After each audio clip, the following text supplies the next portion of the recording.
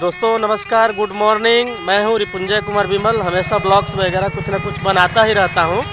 और मैं आप लोगों से बता दे रहा हूं कि एक महाराज जी मिले हैं रास्ते में। बड़ा ही मन में विचार आया, बचपन की यादें हो गई कि नहीं इनके साथ कुछ बात शेयर किया जाए। या सरंगी बजाते थे बहुत अच्छा, तो एक छोटा सा वीडियो मैं बना रहा हूँ गुरु जी का।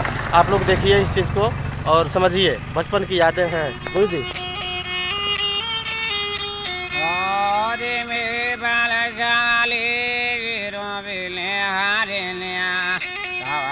जंगला में जाइरा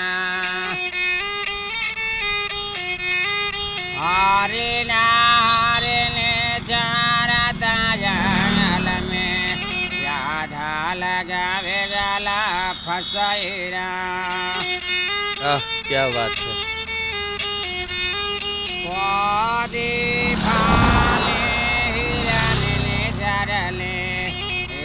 के पर गला फसैरा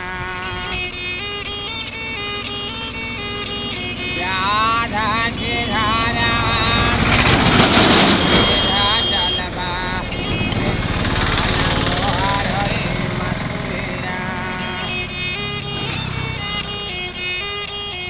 तन बचना सोना सोनाए व्याधा हमर छड़ा वाला सोह गईरा।